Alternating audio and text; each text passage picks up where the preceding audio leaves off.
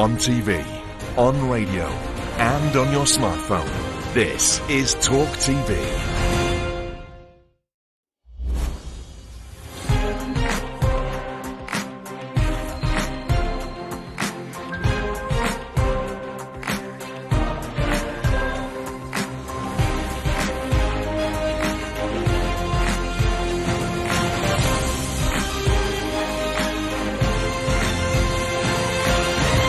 Good evening and a big welcome to Piers Morgan Uncensored. I'm Jeremy Kyle. Now, the fatal shooting of 9-year-old Olivia Pratt-Corbell in Liverpool on Monday has rightly stunned Britain.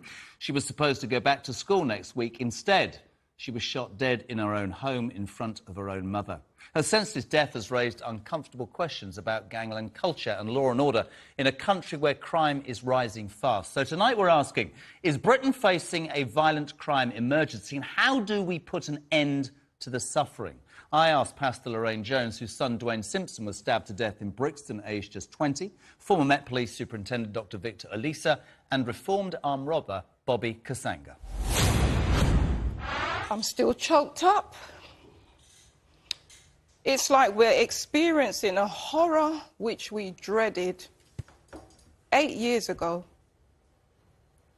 And the violence has escalated out of London, across the country. An 9-year-old girl, innocent, shot in the chest. If this isn't a wake-up call for everybody to come together to deal with this, I don't know what it's going to take. I'm with you. And you know what I find really frustrating is that we talk about it. Bobby, welcome to the show.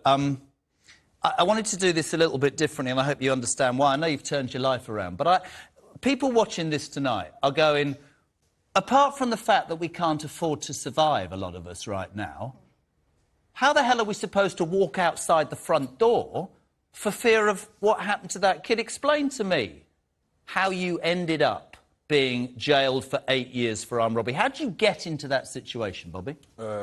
Peer pressure, lack of opportunities, no positive role models, inequalities, and ultimately, beyond all of that, is choice and greed. Because we can talk about all these things I've talked about, the lack of equality, lack of opportunities, but there's so many people who came from the same environment as me who didn't choose the lifestyle I did. So I like your honesty. Did you carry a gun or a knife? What did you carry? We used to carry knives. Obviously, we've had guns and that before as well, but it wasn't anything that actually ever used. It was just in participation of the robberies at the time. And it comes down to deprivation as well, thinking that you need something that you actually don't. You see all these things everyone else has, and you believe you need them, but we was naive, we didn't have the knowledge to know that you have to be patient. So that's why when we work with our young people now, it's sort of about teaching them patience and just allowing and waiting for your time, because everyone that was doing these things with me, I've got over 20 people who I can say have been killed that I knew personally. I've got another over 20 who are doing life in prison. So although I've come out of that system, I've lost many friends along the way because of that same system. When you looked at that news last night of that 9-year-old, what was the first thing that went through your head? Absolutely shocking, because even in any form of criminality that you take part in, everyone knows the kind of saying is that women and kids, it's a no-go area. So for someone to go and do that is absolutely disgusting. When you look at her, look her in the eyes. Her son was stabbed to death. You carried a knife. What do you say to her? I mean, I've met the lady many times, and we've spoken a few times, and it's a thing that where I know now, when I was younger, I was 14, 15, 16... It's a lot of that. Help me out. You're very honest, because a lot of people go inequality or opportunity. Tell me if I'm wrong. Yeah. So many of the kids who end up in gangs gravitate towards that unit because the family life isn't great. Are we right to blame parents in many instances or not? No, because my parents were both hard-working. They were strict with me. It all comes down to, again, choices and the fear of missing out. Parents tell me, be home at 8 p.m. Your friends are hanging out. So the first thing you start doing, be disobedient to your parents by going, well, I'm going to hang around a bit later on, because you're fearing the missing out of the fun that everyone's having. What did they say when you went to prison for 8 years? Oh, they were disappointed. They were absolutely disappointed, gutted, because I was in the top set at school. It wasn't like I was someone that didn't know what I was doing. I willingly took part in the activities that I did because I was greedy and I wanted to compete and keep up with the Joneses. Everyone else had nice things. I wanted to be with them. My parents couldn't really afford it, but it was my choice. Victor, former Met Police Superintendent, I speak to the police the whole time. Peter Bleksley would be an example, and he says that police, men and women, don't have the time anymore to deal with petty crime because they're social workers, they're mental health operatives. That stat, that crimes under £1,000 is something like just not being investigated. Yeah. We have heard every plan and this great desire to reduce the levels of knife crime, gun crime, just the lawlessness that we're talking about. What needs to happen? What is the solution, in your mind? Well, I mean, you'll have politicians say that we can't police our way out of problems, but I think the police can play a really significant part. You know, taking what we're talking about at the moment, the examples you've given, those people involved, whether it's the offender with the gun, or the 9-year-old girl who was tragically shot, whether it's the 58-year-old pensioner who was stabbed, those people are carrying weapons in public places. Now, how do we incentivise, prepare our police so they can do their work in public places? No, stabbing takes place in private, you know, in the stabbing off Oxford Street, in the premises. You don't expect the police to be in there, but give the police the opportunity, the time to do the work on the streets. It's one of the things that actually the police are too busy, no disrespect to any of them, I think they're great, but they're too busy filling out forms and ticking boxes on computers, rather walking the beat and finding out intel and doing the job that they used to go. Have we moved policing away from that common touch, and that's why we're missing out? That's the first question. Well, that is the first question. There is bureaucracy, but again, you know, I guess we can't put that away because police officers work independently. And when we want to hold them to account, the only way we can do that is through the records that they've made. And we can't move away from that. But what we can do is reduce that bureaucracy. We can actually give the police the time to be able to do some of the work we want them to do on the street. And more importantly, you talk about the other issues. You describe them as social work issues. Well, there are other public agencies who should be doing that. Absolutely. You know, when I was a cop, I've retired for, 5 years. Prior to that, my officers would go and deal with someone who had a mental health problem. They would spend 2 or 3 hours. Now they're spending 6, 7 hours because the other public agencies are not being compelled to contribute to the work that needs doing.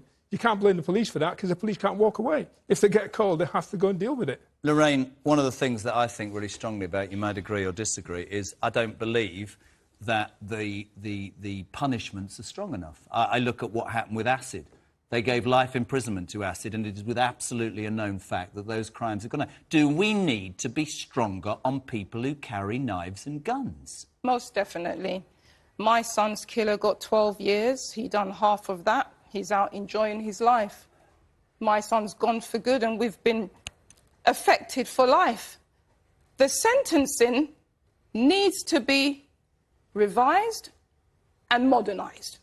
There's no way you can give a higher sentence for a robbery than for taking someone's life. My son's killer, he was sentenced for manslaughter because of how the criminal justice system label years and how it came about that he's killed my son. It's outrageous. So that area definitely needs looking at. It's not acceptable because more and more are carrying knives and guns, and they're younger. Younger. The youngest child I was called by a parent to report an incident at school was 7 years old. He brought a scissors from home, a sharp one, and stabbed the other boy in the leg. 7 years old. Bobby? Yep. I agree with Lorraine about the criminal justice system. I'm sorry if people don't like it. I think that the sentencing should be much stronger, and I really do believe that. As a kid who perpetrated towards a gang and was out on the street, did you think, A, you could get away with it? Did you not consider the implications? And do you today, the man that has turned his life around and runs this football club in Hackney and gets kids to understand that they need to change their lives, do you think if the punishments were greater, that would help the situation? I think there needs to be a balance. I think you can't write someone completely off. There's some people, like myself, where prison works and there's rehabilitation. I went to prison and decided to get a degree while I was in there. There's others who won't learn, who come in, go back out again. So there needs to be a kind of a balance. Maybe someone gets given a very harsh sentence and then you monitor them throughout the sentence. Are they doing the right courses? Are they doing the right things? Are they getting a degree? But you'd understand, her son's killer got 12 years and he's out after 6. That's an absolute... What does that say? 100%, I get that. But I guess he was sentenced to manslaughter, so the court judged him to have committed manslaughter. compared to murder. He was out, and then he was recalled back after 6 years. So, like what you're saying, there needs to be some restorative justice. We can't just put them in prison and leave them there. They're learning all sorts in there, and they're coming out raving mad. I don't know if this man that has shot and killed this child has reoffended. There needs to be restorative justice. Do you agree with that quickly, Victor? And I've got to finish. Yeah, absolutely. There needs to be a balance, but we need to be very clear. For those people that, you know, Bobby's talking about, those people who will not respond to the imprisonment, then we need to throw the book at them. But we need to be clear. There are some people that are just so bad, prison's the only thing for them. But we also need, there are people like Bobby who will respond, you know, to a positive input in prison and come out a very different person. Guys, fantastic. Bobby, thank you. Victor, thank you. And Lorraine Jones, thank you very much indeed. Right, next on Uncensored, the big question is simply this. How do we tackle Britain's gang problem? We're coming right back.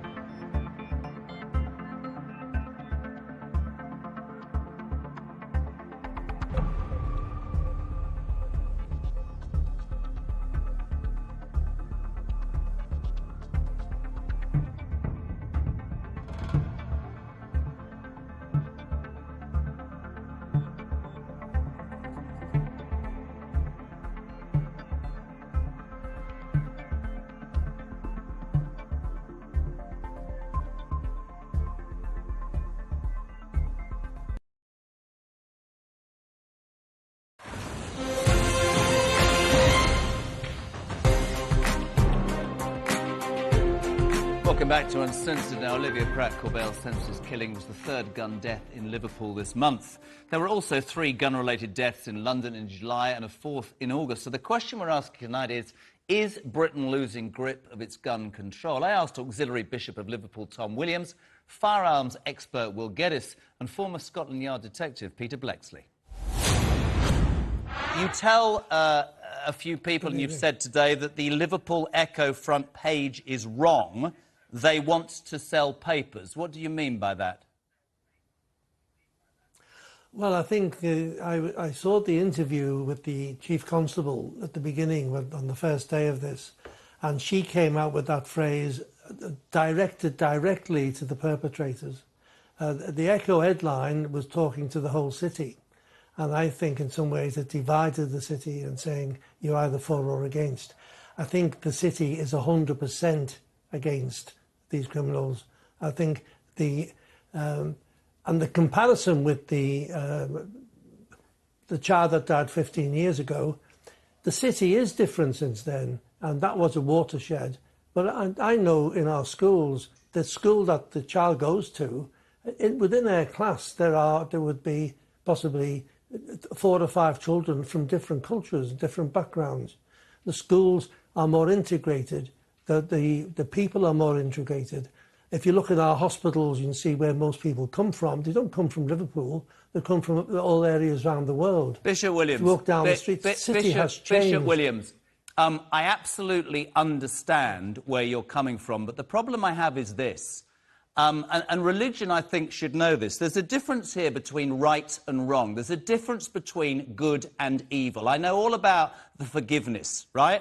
But the truth of the matter is, by writing that page, the Liverpool Echo are simply saying to a criminal underworld or a criminal fraternity, do the right thing. And I'm sure there are plenty of schools and there are plenty of opportunities over the last 15 years since that poor boy Reese died that advances have been made. But I repeat what I said at the beginning, a child is dead. And what I think the Liverpool Echo is absolutely right on, it is saying, look inside yourself, look at your consciences. The problem is that cities and organisations, governments as well, don't like to admit there's a problem. Of course you're saying Liverpool's fine, but it isn't with respect, Bishop Williams, because a 9-year-old child was gunned down on Monday, and I think what they're saying is, let's deal with it. I think their newspaper headline is responsible and correct, don't you?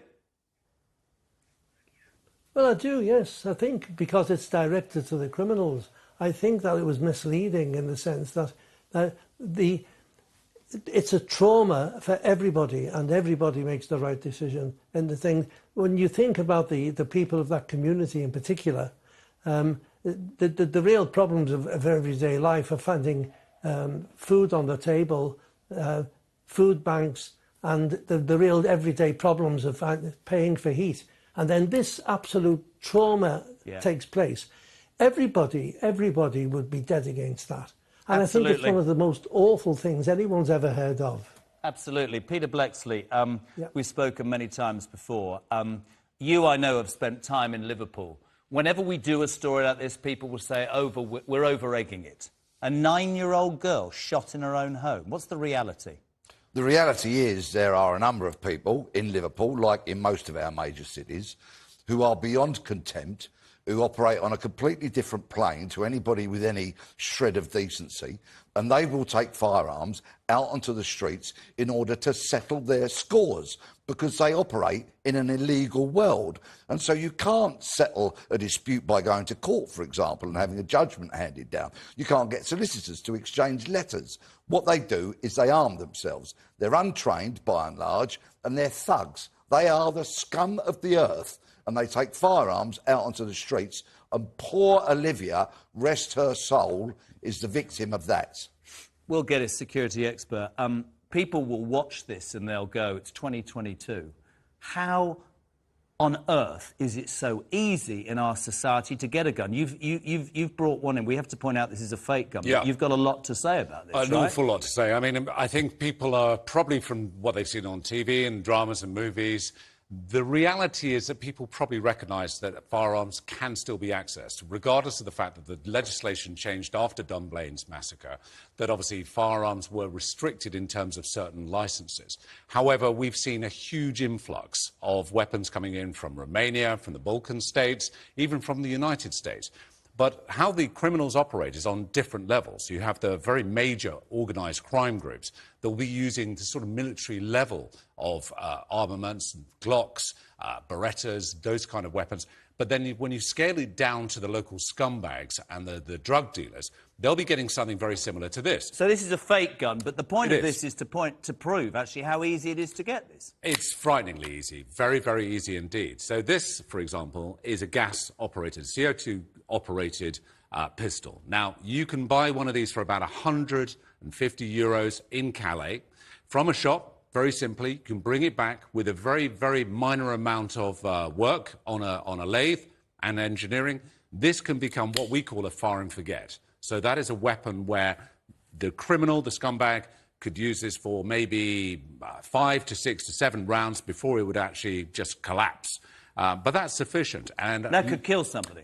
With a 9mm round, absolutely. And most 9mm rounds now on the black market, about £5 per round. So it's not an awful lot of money.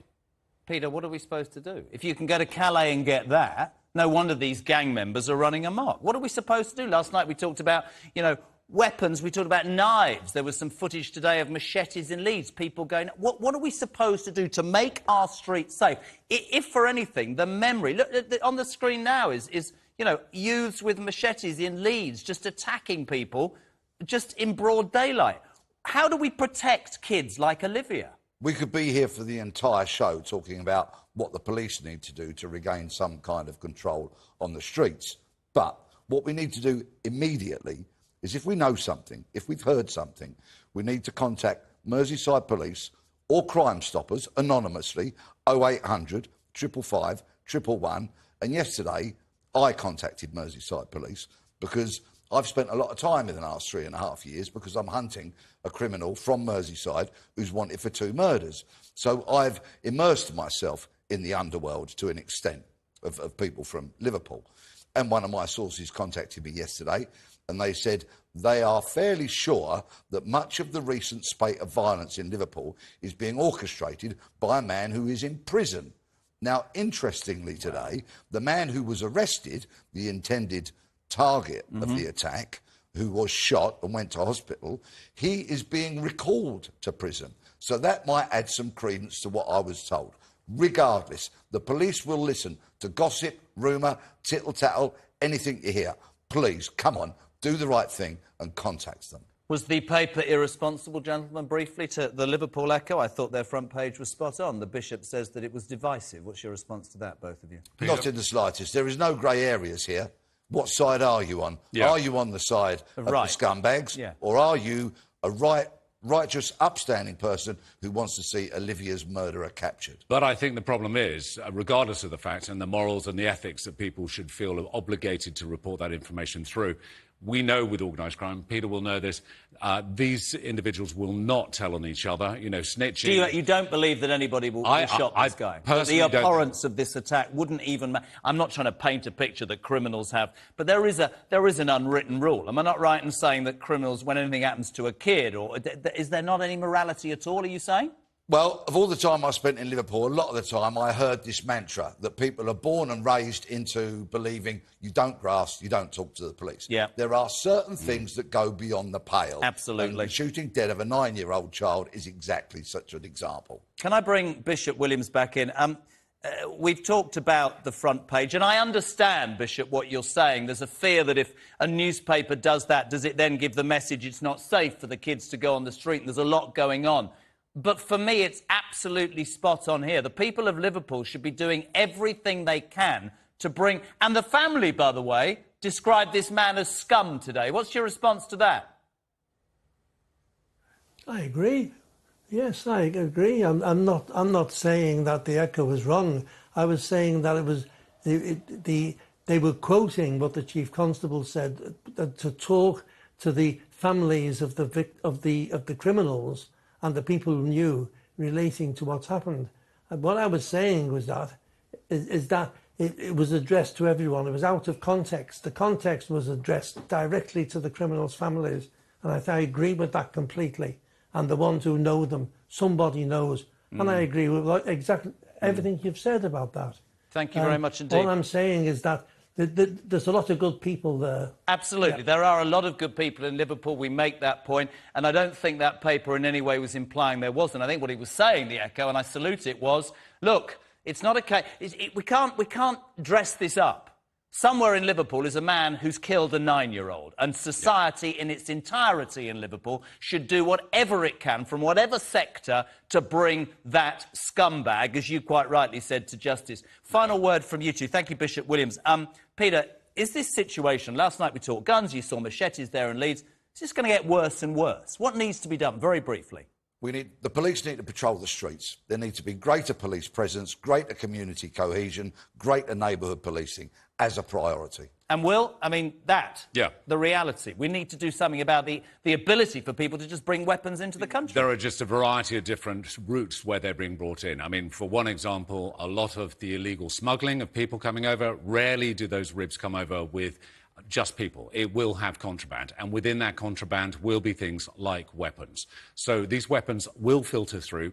People can still get them. EU can even look at antiquated guns like Webleys, which, although the ammunition isn't necessarily available these days, you can buy one at a market for maybe £3,000, but it's not that difficult to make the munitions for it. I have to say, you'd watch, thank you both very much indeed, Will and Peter, you'd watch this and you'd think, I don't know, what is happening to this country? There's a cost of living crisis, there's knife crime on the streets, and a 9-year-old murdered.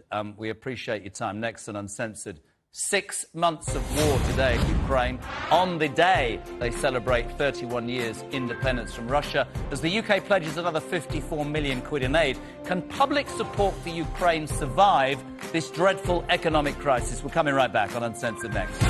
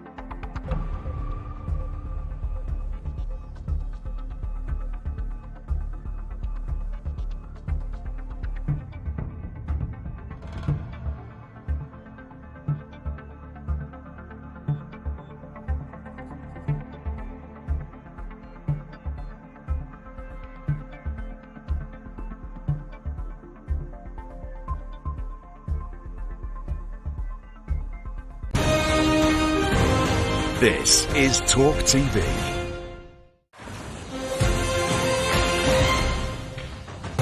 Welcome back, my friends. Now, it's 31 years to the day that Ukraine declared independence from the Soviet Union. It's also 6 months to the day that Russia invaded in a bloody but so far failed attempt to take that independence away. With crisis and costs everywhere we turn at home, you'd be forgiven for writing off Ukraine's suffering as a quarrel in a faraway land, somebody else's struggle. After all, we're all worried about food prices, fuel prices, energy shortages. But remember, they're all the same thing. They're all tied to Ukraine's fight for survival. And the Ukrainians fighting for their freedom are also fighting for the fundamental principles of our free world. That's why Boris Johnson returned to Kyiv today, restating Britain's unwavering support. If we're paying in our energy bills for the evils of Vladimir Putin, the people of Ukraine are paying in their blood. And that's why we know we must stay the course. But despite the billions in aid and support from around the world, there is absolutely no end in sight to Ukraine's misery.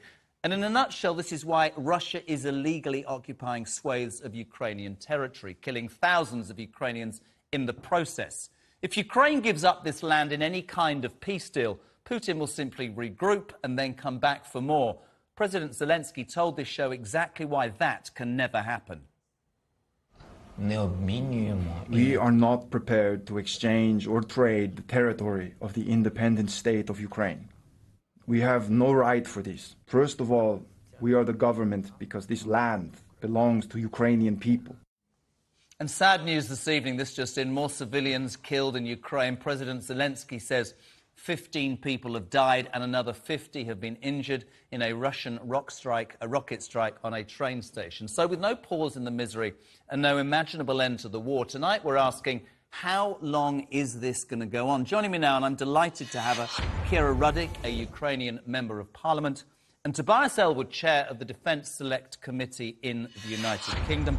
Kira, I'll start with you. I've said this for many months. One of the things that concerns me is that this conflict, which is so horrendous, the best way to put this, I'm not sure, but it's happening, and we get on with our lives and we forget, and we must never forget these atrocities. 6 months in, on the Day of Independence, what is the feeling in the Ukraine from your own people? We are happy that we are alive. And we know that being alive and still fighting is actually a sign that everybody was wrong about us. You remember 6 months ago, most of the intelligences of the world were saying that we don't stand a chance and we will fail in like a week or two. And it's 6 months and we are still standing and we are fighting, and we're here to tell that we are not giving up on our territories, and we are here to say that we will be fighting till we win. We know that it's incredibly dangerous, that it will become new normal for the world, what's happening in Ukraine right now. And this is why we are calling for everyone to help us to make this push, to give us more weapons, to give us more support, because you see how effective and efficient we are with it. And when we are not facing Russians empty-handed, we are able to make their progress. We are able to win our territories back. So this is our aim, this is our goal, and this is where we are at the 6 months of war and 31 years of independence. Today, of course, Boris Johnson came on Independence Day announcing £54 million in aid. If I can bring in Tobias Ellwood. Tobias, welcome to the show. Probably a tricky question, but one I know you'll be prepared to answer.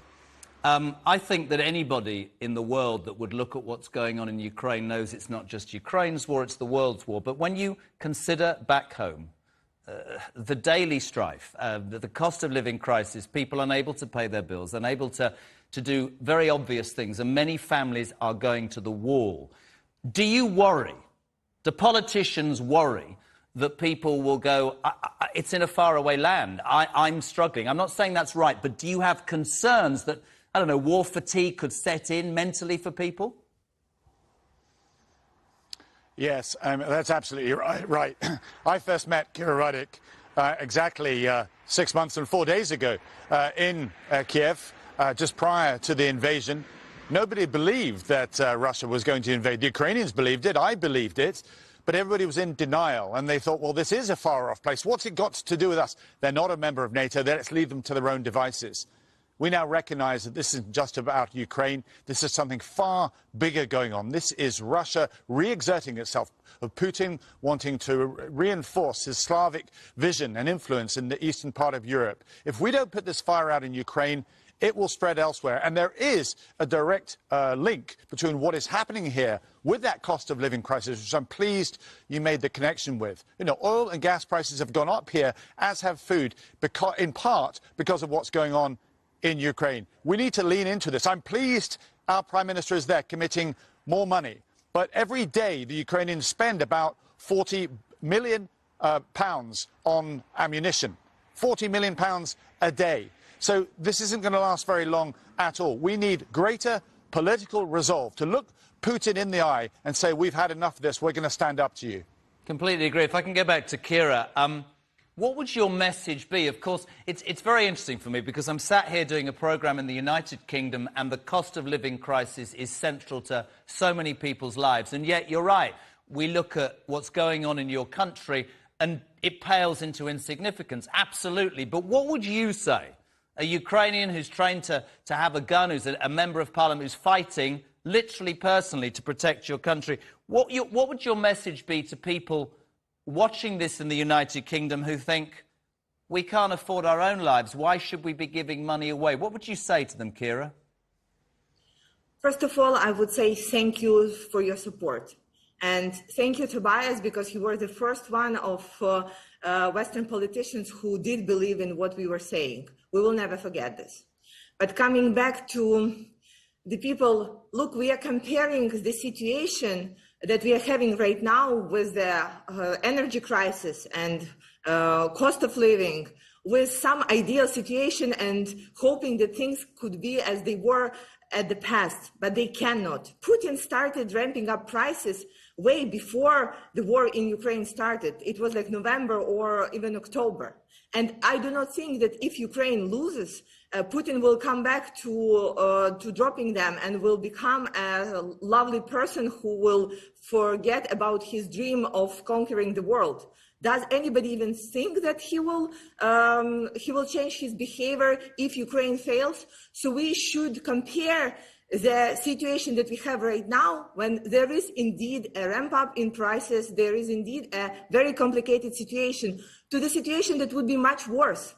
And that would be if Ukraine loses, because then the energy bills would be 10 times higher. Then the price of the food will be 10 times higher. And then the migration crisis that we're seeing right now would be absolutely different. It will be on tremendous level.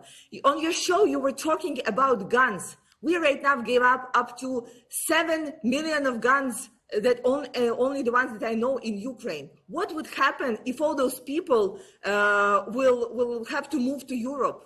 What will happen with the general strategy? So when somebody says that they don't have a plan on how to resolve situation to help Ukraine win, I have a question: how are you going to live if we lose?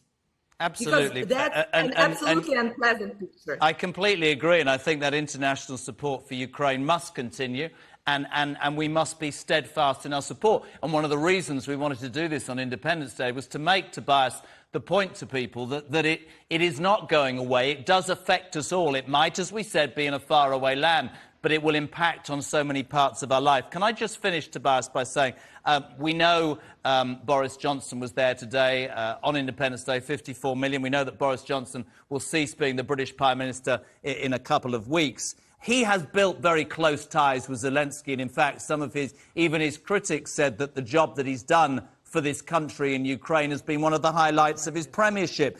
Do you believe that closeness, that concentration on helping Ukraine will continue under the new Prime Minister, and will you be pushing for that, Tobias?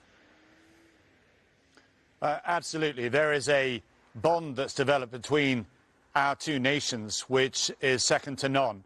We've stepped forward more than other countries have in NATO, I have to say, straight from the start in supporting our friends in Ukraine. But more needs to be done. This is where you need international leadership. I'm afraid I have to say that we're not seeing it from Britain, from Germany, from France or from the United States. Yes, we're giving operational equipment, but we need strategic analysis and direction of travel that shows that we have a policy direction to stand up to Russia. We had a speech last week from Putin, who made it very clear that the global baton of leadership must now be handed away from the West to a non-West nation. He was implying Russia and indeed China. That is the era of insecurity, a new decade of insecurity that we now face. This is 1937 all over again, and we need to wake up. Goodness me.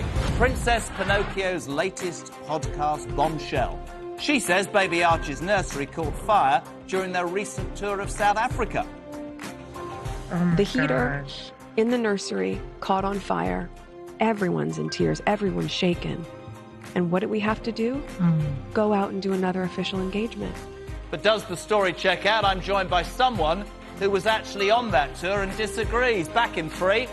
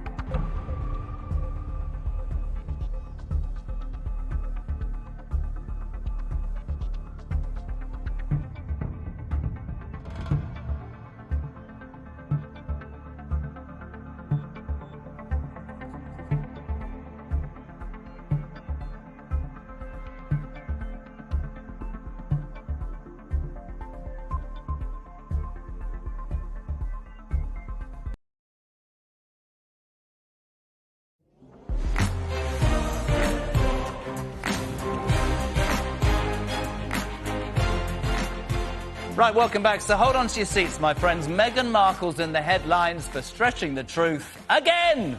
Also, tonight on the show, the Pope is Catholic and bears do defecate in the woods, from where it's pumped directly onto Britain's beaches. Ba-boom. Yes, Meg's at it again. She's regaled the listener to her new podcast with the terrifying story of how son Archie narrowly escaped a fire in his bedroom on a royal tour of South Africa. The heater in the nursery caught on fire. Everyone's in tears. Everyone's shaken. And what do we have to do? Go out and do another official engagement. Despite being shaken and in tears, she and Harry bravely, and I mean bravely, resumed their duties. But it turns out that Archie wasn't even in the room when it happened, and royal sources today told the press that they don't even recall any fire at all, merely an overheating heater. You try saying that. Now, this isn't the first time Meghan's faced claims that a truth isn't necessarily the truth. Our investigative unit and a top team of data journalists have produced this forensic visualisation of Meghan's fibs. She famously told Oprah she married Prince Harry intimately and in secret days before their televised bash in Windsor. The Archbishop of Canterbury said, "Oh no, she didn't." Meghan claims the royal family took away her passport, leaving her a princess trapped in a tower. But investigation by our own The Sun found she took at least 13 foreign holidays during the period in which she was apparently grounded. Meghan also claimed a member of the royal household expressed concerns about the colour of her unborn child's skin while she was pregnant. But she's never been able to say who it was. And she says she barely knew anything about the royal family, the nose can't get any bigger, before she met Harry. Friends have said she was a royal fanatic who visited BP as a child and wanted to be Diana 2.0. There you go, my friends. Lies, damn lies, and the Duchess of Sussex. Or as the Queen herself put it, recollections may vary. Joining me now is Robert Jobson, Royal Editor at the Evening Standard, and tonight's panel, Esther Craig, who I can't wait, and former Labour advisor, my good friend, Richard Power-Said. Welcome, people. Hello. Thank you. Let's start with you, Robert. Yeah. Why is this woman such a divisive character? Why does she generate the column inches, the comments? I mean, she seems to annoy / excel in people's brains so much. Why? I mean, I think that the Oprah Winfrey interview didn't help. I mean, that was pretty awful as we went through the Pinocchio stories there. But look, I think it's I was talking about it with the guys earlier. If we all landed in LA tomorrow, I think there would be a difference in the way things, to be fair to her, the way we address issues. But as I say, I was in South Africa on that case. The Foreign Office have issued a statement saying that all our residences meet the requirements, health and safety requirements.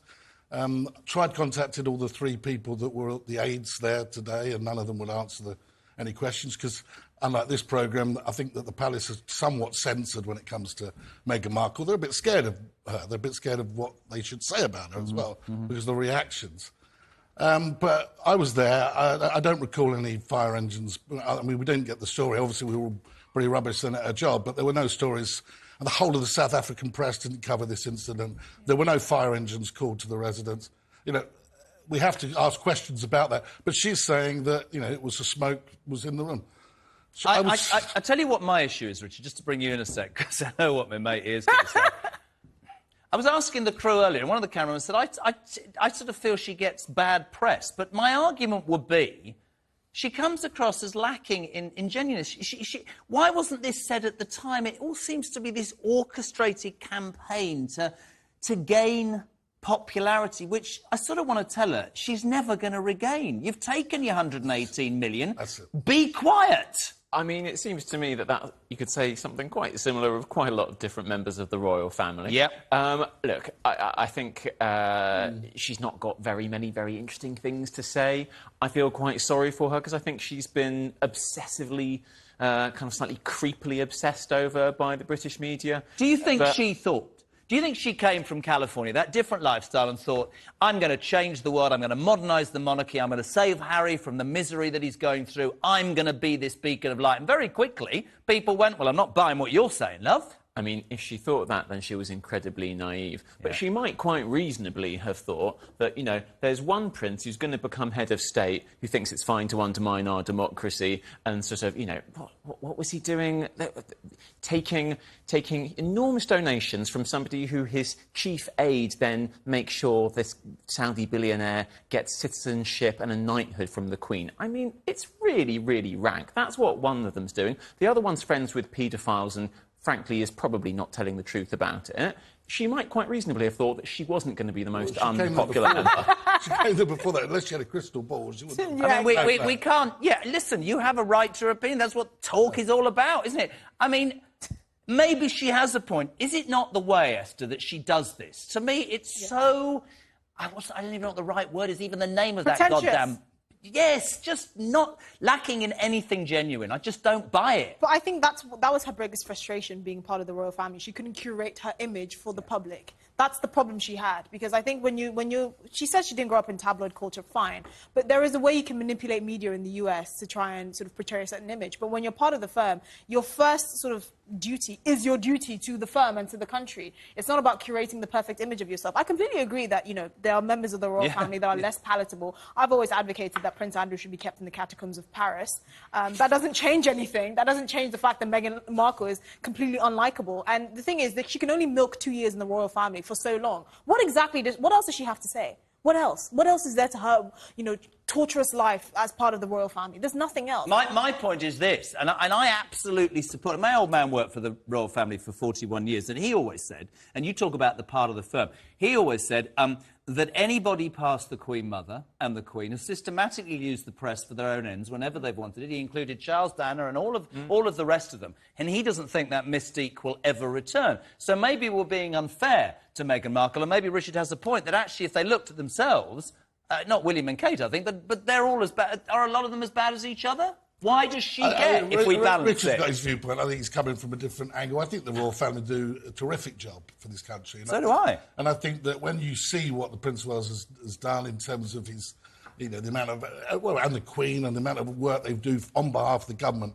I think, you know, that's the point we seem to forget, is that the Foreign Office has asked him to do this. What upsets a lot of people, I think, is that Meghan was around for 2 minutes, really, you know, not long enough. She didn't give it long enough. I think she could have done a terrific job in the Commonwealth. She would have given diversity a real plus. I think that there's a lot of things that she could have done, and he just gave up on it. And I just don't... This lady's story, she was forced to go out on this job.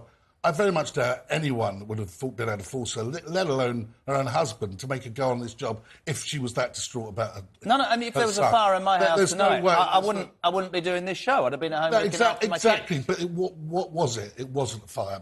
It's quite interesting what Esther says about likeability. I absolutely take your point. I go back to the old man, and he says that when the Queen dies, and we've had this discussion before, he doesn't believe the royal family or the monarchy will ever be the same again. Now, a lot of people will disagree with that, but the Queen, I think, we will never appreciate what an amazing woman until she's no more. But are they as bad as each other? Is it her likeability? Is it the way she goes about stuff? That's what it is. I don't think that the royal family's success until this moment has been based upon likeability. Like, that is... No, I think it's hard work and graft by the Queen. Right, exactly. And you know what? I was saying that, you know, I think Meghan Markle's podcast sounds quite boring. Well, you know what? The Queen is quite boring in a pretty impressive way, right? That's 70 years of her life she's done. I disagree with that. I don't think the Queen's boring at all. What she does and what she did when we really needed her during the pandemic, when Boris Johnson had COVID, when the Prince of Wales gone down with it, she came in with that statement, which created a sense of calm. Yeah. When the politicians couldn't have done that. When you had Boris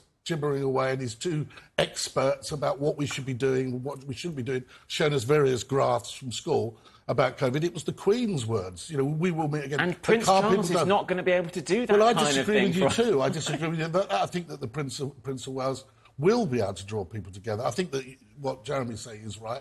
But he's a terrifically hard-working man. Somebody, I think, yes, you'll believe it. OK, has anything illegal been done with this donations from charity? No. Otherwise, he'd be under investigation by the police. So that isn't the case. Do you think so? You think the police would? You think the police would be investigating the Prince of Wales? Of course they do. Of course they would. Well, they investigated Prince Andrew. Esther, what were you going to say? I was going to say that I think one thing that we all respect about the Queen is her sense of duty. And aside from the whole likeability argument, which we can go back and forth of, it's the fact that Meghan Markle never showed a sense of duty. And that was the biggest issue. I think, you know, and I don't necessarily blame her, because celebrity culture in the US is very different, right? There's no real there's no equivalent of the royal family in the US. You become a celebrity, you get rich, you donate money, and you're a god, right? In the UK, it's completely different. You know, there's a real... This is why Piers Morgan's in America at the moment. to regain his god status. Yeah, absolutely. But you know, you have to be able to read the room. You have to have some respect for the British public. There's certain things you just don't do, and I don't think she completely understands. I think it's really interesting because I can see all points. I get what you're saying, Richard, actually, about if you point a mirror at the rest of them, actually, there's a lot of them who aren't great. I think you, though, Robert, have a really good point as well. She was here 2 minutes. Yeah. People have done 70 years. Yes, they'll have made mistakes, but it's about duty, isn't it? Prince Philip. I mean, look at Prince Philip. Amazing. Everyone, you know, incredible servant to the Crown, incredible servant to the Queen. There's the strength and stay. And I just think that just was such a... He must have been looking at this, but towards the end of his life, and thinking, what on earth, what a shambles. What's all the graph been for? We don't have... Go on. This is a grown-up country. We should have a grown-up political system. Why do we have this? Why do we have this fairy tale nonsense? Because it's a constitutional monarchy and a parliamentary democracy. It's embarrassing. We're a grown-up country. What democracy do you want? The American democracy, where you get Biden or Trump? What do you want? President Boris, we could look over at Europe at all these incredibly successful democracies. MPs, if they wanted to get rid of the monarchy, we have had, by the way, got rid of the monarchy once before. Then the MPs, their system, will sort that out. And work out, my friends, as I draw to a close, how much the American president cost the American people and how much the monarchy brings into British coffers. But we'll agree to disagree. Meghan Markle might be in your heart. You might believe she's the greatest thing since sliced bread. Or you might believe, as Piers Morgan once said, Princess Pinocchio only believes what she says herself. OK, my friends, that's all for this evening. Thank you so much indeed for watching. Have a great weekend. And as Piers always says, whatever you do, keep it uncensored. We're back here Monday night from 8. Ta-ra!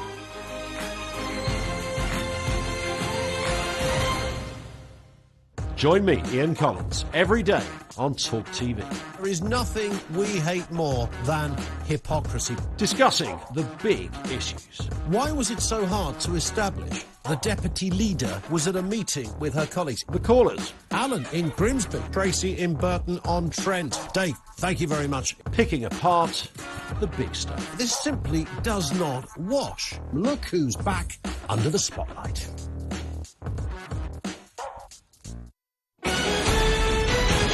This is Talk TV News. Good evening, I'm Emily Rose Adams. The Prime Minister Boris Johnson insists the government will announce extra cash next month to support households during the energy crisis. It's after the regulator Ofgem has confirmed an 80% rise in the energy price cap, sending the average household's yearly bill to £3,549 from October. Police are questioning a man on suspicion of murdering 9-year-old Olivia Pratt-Corbell, who was shot in Liverpool on Monday. They've also appealed for information about a black Audi thought to have taken the intended target of the attack to hospital. And the jury in the trial of former Manchester United star Ryan Giggs has been sent home and will resume deliberations next week. Giggs denies assaulting his former partner and controlling and coercive behaviour. That's all for now. We'll have more updates after the talk.